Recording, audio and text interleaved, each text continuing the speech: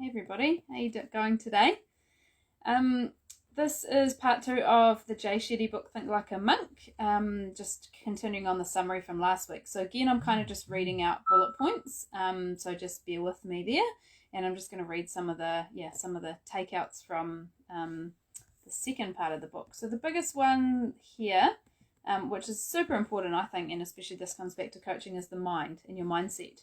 So humans have 60 to 80,000 separate thoughts per day. It's a lot of thoughts that are sort of swimming around there in your mind. The mind is only present, in the present time for about 3 seconds at a time.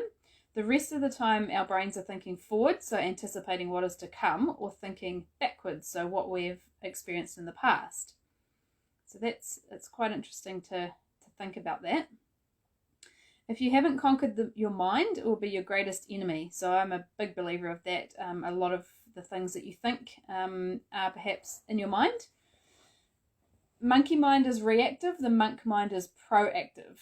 So the monkey mind is sort of like the child mind, or probably how a lot of us normally think until you're aware of other ways of thinking. So being reactive is quite a big part. Normally, the monk mind is proactive, so it's thinking about, consciously thinking about things before doing them, I guess.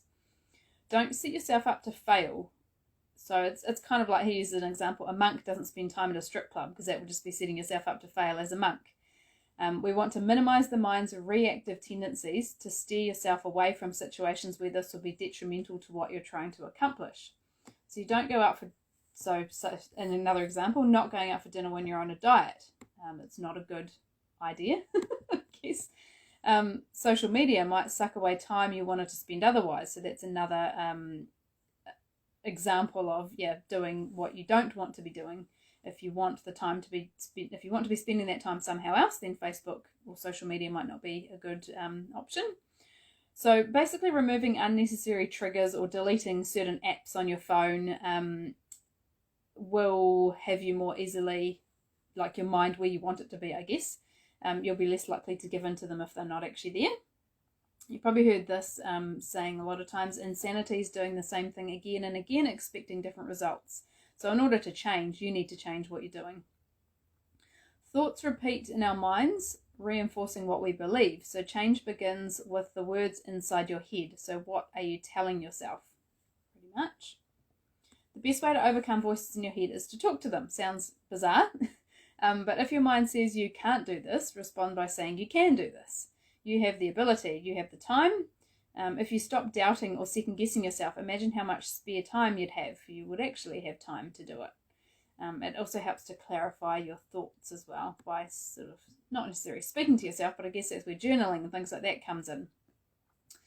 Reframing. We look for the worst in ourselves. We tell ourselves what we've done wrong, etc., not what we're doing well or right. So by reframing that mindset and thinking more positively can have a big impact. Oops, what have I done? Reframing self-criticism. So rather than amplifying your failures, amplify your progress. Sort of reiterate to yourself what you're doing right. Slow it down. When your mind is anxious and bracing, pause and take 15 minutes to write down your thoughts. So again, that's where journaling comes in. It brings your thoughts to coherence and see things objectively. This is where blogs come from also. People writing down their thoughts to gain perspective and rationalize them. That helps a lot, because all of those thoughts, those 60 to 70 to 80,000 thoughts sort of swimming around in your head, you're never going to be able to rationalize or think properly any of those, about any of those, if you just leave them swimming around in your head, I guess. So that makes sense to me. Self-compassion. Why do we say things to ourselves that we wouldn't say to anyone else we love? So that's definitely worth giving some extra thought to. Stay present. So stop reliving the past or worrying about the future. The past is unchangeable and the future is unknowable. Don't waste your time on regret or worry. Instead, be here now. So concentrate on what if, not what is. Concentrate on what is, not what if. Helps you to stop overthinking and worrying about things you can't control. Make your mind your friend. The only way to build a friendship is to start a conversation. Start a conversation with yourself and you'll be surprised what you find out. It's a strange way to put it, but it's so true. Often all that holds us back from achieving the impossible is the belief that it is impossible. Is it impossible? Disconnect from the ideas that limit you, and your mind will open up to possibilities. You'll find that you're capable of more than you'd ever imagined. So again, you can use the following sort of principle that I've spoke about last time. So start, stop, swap. So start with awareness. Spot the attachment, when and why. Stop and rethink. So what to add or subtract or limit. So stopping something. And then swap in a new behavior. So eliminating or restricting phone time means you have more time for something new, like reading or meditation or yoga or whatever else you want to pop into your life there in that space. Mind maintenance. If we work each day to cleanse our thoughts, redirect the ones that don't serve us, then our minds are pure and clean, ready for growth. We can deal with new challenges before they multiply and become unmanageable. This next section is ego. So when we're humble, we are open to learning, or teachable, so be teachable, because we understand how much we don't know. Ego is an inflated self, what we want others to see, a dishonest version of ourselves. If we're satisfied with ourselves, we don't need to prove our worth to anyone else. There you go. Be teachable. So I like that quote, and I actually got that quote from Tish Randall, who came to our Love and Labour tribe. She's been to our tribe, and she's also been and spoke at last year's event that I spoke at as well. And she also owns Raglan Coconut Yogurt. But yeah, that's one saying that I've sort of lived by now, is be teachable. You don't know everything. People are just trying to suggest options to help out. So be teachable. Don't take everything to heart. Who is the real you? Think about the choices you make when you are alone, when no one else is around. You are only who you are when no one is watching. So that's quite interesting as well. Be who you are instead of trying to impress others or anything.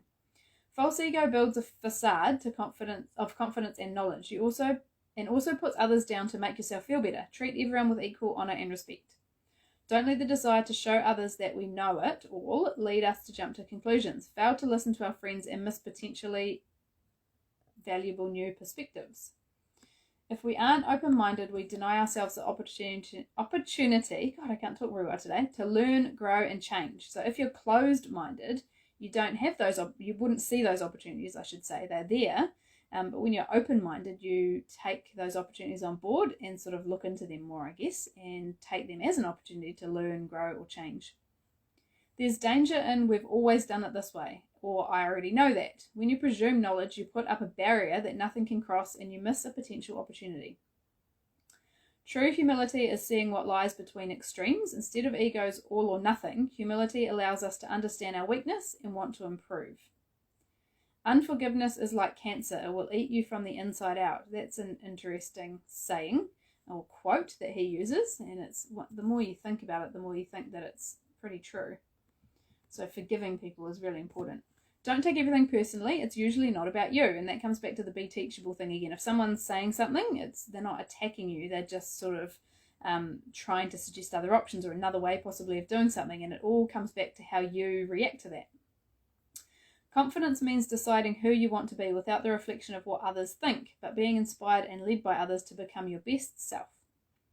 When complimented, commended, or rewarded, remain humble. Be gracious in the moment, but afterwards remind yourself of how hard you worked and recognize the sacrifices you made to get there. Give thanks to anyone who helped you develop that skill. Just a couple more sections to go. So gratitude. Gratitude is the feeling of appreciation that comes when you recognize that something is valuable to you, which has nothing to do with its monetary worth.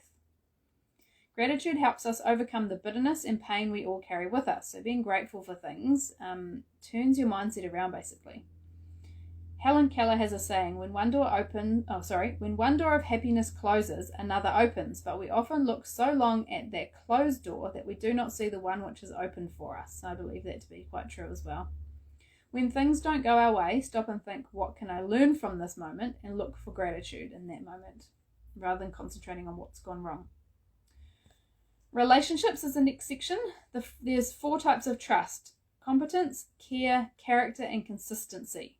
Not many people are the complete package, offering all areas. Different people will fulfill each role and be open to new connections. People come into your life for a reason, a season, or a lifetime, is another saying. When it comes to the energy we expend and receive in relationships, the focus is on quality, not quantity.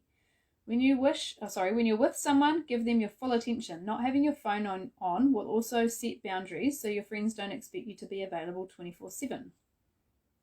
People are not mind readers. Tell them what you want. Don't judge them for failing in your expectations if you haven't made it clear on what you actually want.